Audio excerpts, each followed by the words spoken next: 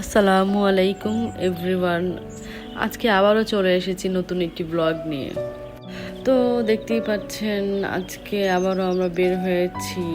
তো আমার বড় মেয়ে খুব জিদ করছিল যে বাইরে যাব, মাম্মা চলো বাইরে যাব। তো তাকে নিয়ে বের হলাম। আর পুরান ঢাকার রাস্তা বলে কথা, যানজট তো থাকবেই। তো যানজটের মধ্য দিয়ে আমরা বের হলাম, সেখান থেকে অনেকক্ষণ বসেছিলাম। তো এই যে চলে আসলাম রেস্টুরেন্টে। আমার মেয়ে খাবারের জন্য অপেক্ষা করছে, যদিও সে অনেক অপেক্ষা করে কিন্তু খাওয়ার সময় খেতে চায় না। ওর আবদার অনেক কিন্তু খাওয়া দাওয়া একদম কম। আর একজন একদম উঠে গিয়েছে টেবিলের উপরে।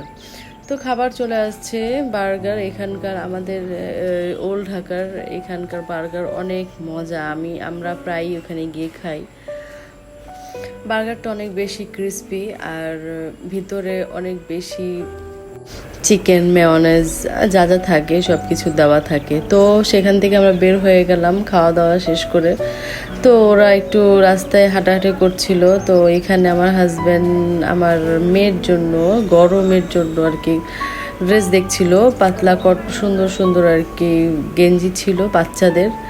তো সেখান থেকে আমরা কয়েকটা নিয়ে নিলাম আমার ছোট মেয়ের জন্য। তারপর আবার চলে আসলাম আমরা এখানে জুস বারে।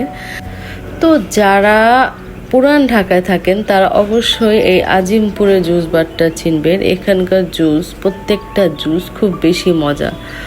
তো সেখানে গিয়ে ঠান্ডা ঠান্ডা জুস খেয়ে নিলাম। জুস খেয়ে আবার হাঁটতে বের হলাম। এরা দুই মেয়ে, মানে আমার এক মেয়ে, ওর বাবা সামনে হাঁটছিল, আমি পিছন থেকে ভিডিও করছিলাম ওদের। আর আমি আমার বড় মেয়েকে নিয়ে আমি সাথে হাঁটছিলাম। তো আসলে দিনটা খুবই ভালো লাগলো, খুবই ভালো গিয়েছে। বাহিরে বের হলে আসলে মাইন্ডটা খুব ফ্রেশ হয়ে যায়। আমরা সবসময় ঘরে থাকি, সেই কারণে মাইন্ডটা কেমন ভালো লাগে না, ওভারঅল খুব খারাপ লাগে। তো দেখতেই পাচ্ছেন হাঁটার পরে এখানে আবার রিক্সা নিয়ে নিলাম। বললাম না আমাদের ওল্ড ঢাকায় যানজটের কমতি নাই, এই জন্য আমার আবার বাসা থেকে বের হতে মন চায় না। তো আমরা বাসায় চলে যাচ্ছি। তো আজকের ভিডিও এ পর্যন্তই। আমার ভিডিওটি যদি ভালো লেগে থাকে তাহলে অবশ্যই আমার ভিডিওটি লাইক করে দিবেন। আল্লাহ হাফেজ।